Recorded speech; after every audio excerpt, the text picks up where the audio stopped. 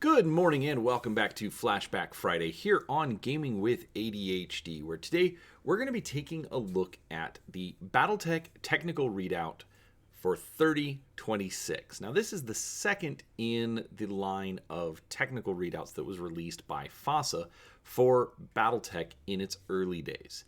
Now, unlike pretty much every other technical readout that will come after it, there are absolutely no big stompy robots in this book. It deals with vehicles and personal equipment that you can use in games of Battletech and the early MechWarrior role-playing game. So today, we're not going to do like a review of the book as far as which of the vehicles are the best, but we're going to go through, we're going to look at the art and just kind of give my thoughts on, looking back at this piece of Battletech and gaming history. But before we do that, do make sure that you're subscribed to the channel. I try to put out a few videos each week covering all sorts of tabletop gaming content, and I'd love for you to come along and see what I have to share. Also, don't forget, if you're enjoying the content, don't be afraid to hit that like button and subscribe to the channel so that you can come along and see what we offer. All right, but with that out of the way, let's take a look at the 3026 technical readout. All right, now, what this has in common with 3025 is that all of the vehicle art was done by one artist, Dwayne Luce. And the thing I like about it is that as we go through the art, you'll actually see that it has a very, very consistent style and feel to the 3025 technical readout. So, here on the cover, obviously, this is one of Mr. Luce's pieces of art. I actually really, really like how they did this. They have essentially we're going to call it a photograph. I realize it's not. It's just it's just a drawing. But underneath it, you have essentially what are blueprints. Even all of the text is upside down. So it's still readable. So if you turn it around, let's go ahead and we can zoom in so you can see long range warhead. I can't read all of them, but it's pretty close. So it's, but I like how it's got that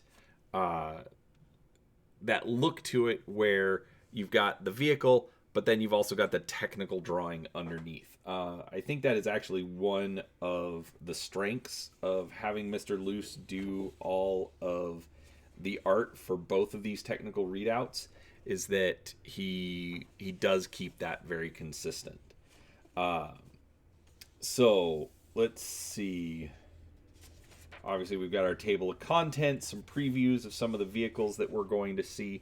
Now, the whole premise of this is that the world of Battletech isn't just about the big stompy robots. Some planets or governments can't afford battle mechs because they are the kings of the battlefield. And so they make do with old technology like, VTOLs, the Ferret Light Scout. And so by doing so, they can, try to defend their people on a budget, basically. And so one thing I have actually always wanted to try is running a game of Battletech, but just using vehicles. Just running it as a tank game instead of big stompy robots. But I always come back to the big stompy robots.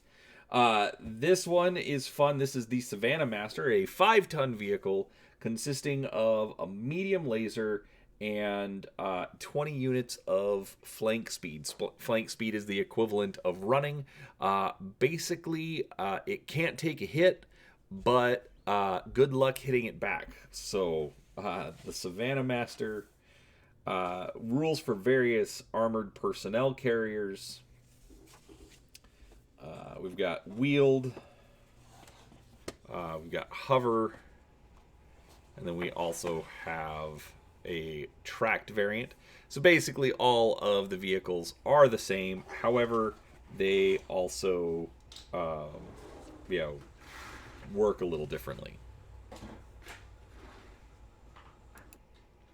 All right, sorry for that interruption. We've got the Skulker wheeled scout tank. Now, one thing I do like about this as well is that Mr. Lewis's art also I think is a little bit better. It's a little bit cleaner. I like the rough kind of technical drawing look to it, but also um, with these it doesn't seem as much like a sketch. They look a little bit more finished. This was actually one thing I wish they had done more often. It's not obviously not for all of the art, but they put in sections with colored art for the vehicles, and I think it's fantastic. It's a nice, looks like it's probably like a watercolor or something. I have no idea.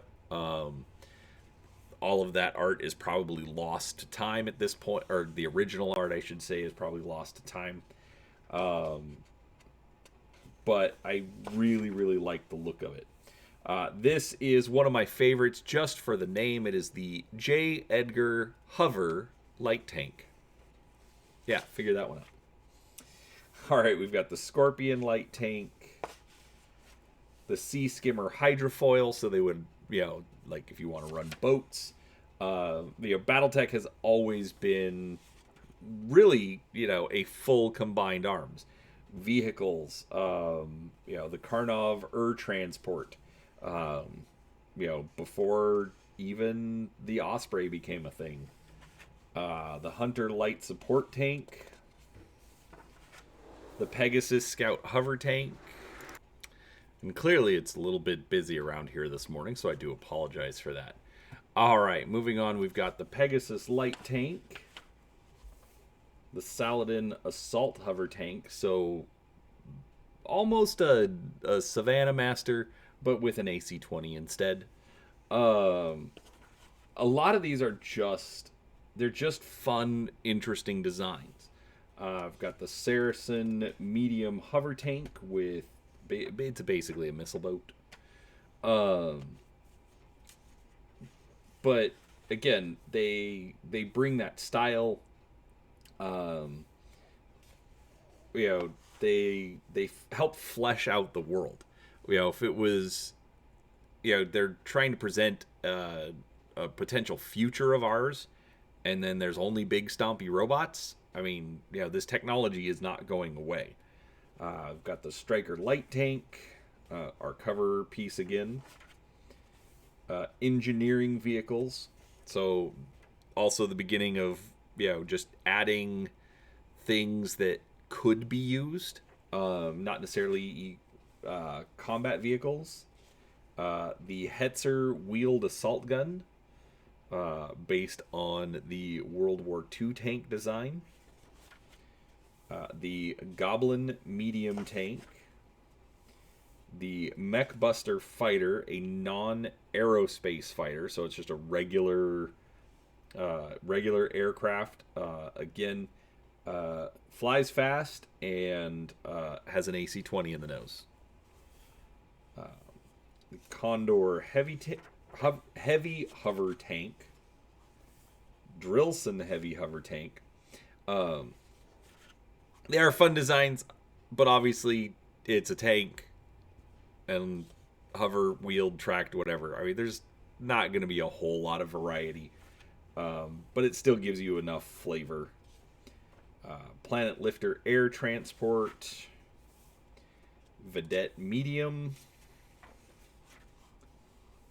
Bulldog Medium. High Scout Drone Carrier.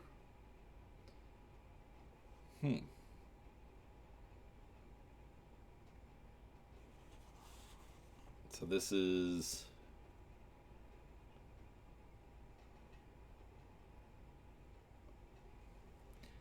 I would have to read up on this one, because it sounds like it's like it's got a 2-ton and a 3-ton drone that come off. Oh, here they are. Ha! I feel a little dumb. All right, here's the Nap Find and the Path Track drone carriers. Or drones, not drone carrier. Obviously, the other thing is the drone carrier.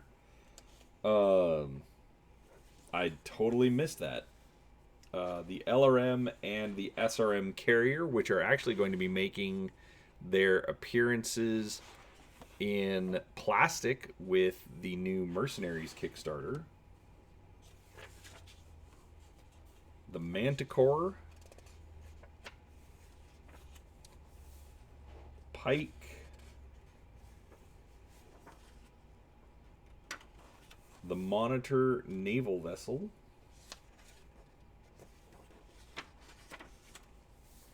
the Demolisher, 2 AC-20s in the turret. I was also kind of thinking, it's like, you know, we look at these mechs and they're like, you know, 80 tons, 100 tons, whatever. Like, you know, this partisan heavy tank is 80 tons. And it's like, oh, that's got to be too heavy. Yeah, that would destroy the road. And then I was doing some other research on some stuff, and like an American N1 Abrams is about 65 to 67 tons. So the technology actually isn't that far-fetched. Sturmfeuer heavy tank, the Ontos heavy tank, the Behemoth heavy tank, 2 AC-10s, 4 LRM-5s, 2 SRM-6, 4 SRM-2, and 4 machine guns, just for good measure.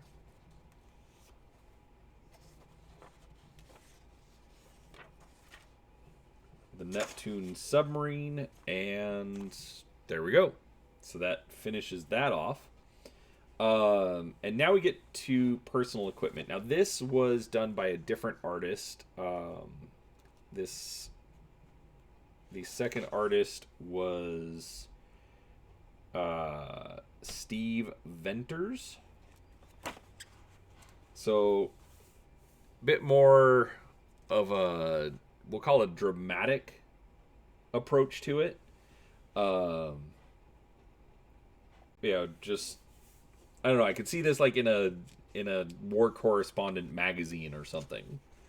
So then we've got electronic suits. This almost looks like an alien here in the back, but probably just some weird goggles. Camouflage. It's very, very light, so it is a little bit harder to see, but still good.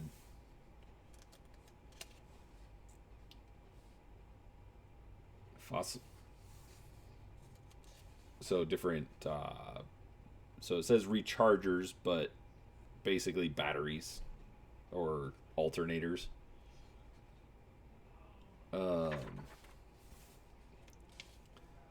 Radars, motion sensors. So basically all of this is going to be for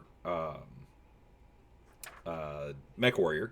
Yeah, so equipment that your characters can use, trying to be sneaky and whatnot. Industrial exoskeleton. Not quite as cool as the one in Aliens. Light exoskeleton. Heavy exoskeleton. Communications equipment. Cybernetic limbs. Either, anywhere from pirate to, synthetic replacements. Personal equipment. Repair and disguise equipment. Different weapons, heavy flamer, recoilless rifles, machine guns, mortars, portable PPC, lasers, needlers, auto pistols, laser rifles, submachine guns. I don't necessarily think that's a fictional one.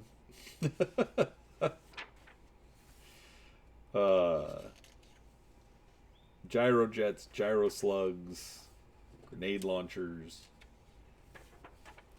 So I mean, it's again, this is still the early days. Battletech's only been out a couple of years at this point, but again, they're just developing the world and the things that populate it. They're not just limiting what you have access to. So then obviously we've got game stats for all the equipment, and then an index. So all right, so that is Technical Readout 3026. I will admit, I did not purchase this book originally. I came to it later in life, but again, it's just a fun book to go through. I think it has that nice old art that while it's the same artist, they still look distinct and unique, and just some fun additional designs. So I hope you enjoyed that. If you did, please do give it a like. Make sure you are subscribed to the channel. But come back, and I have all of the tech readouts. So over time, I'm going to go through all of those. And we'll just take a look at the art and see how it evolves over the years. But I appreciate your time. Thanks for watching. And don't forget, I do have a link down below for Drive-Thru RPG if you want to pick this up. I believe you can actually still get the PDF through there. And I'd appreciate if you used it. So anyways, thanks for watching, and we will talk to you next time. Bye.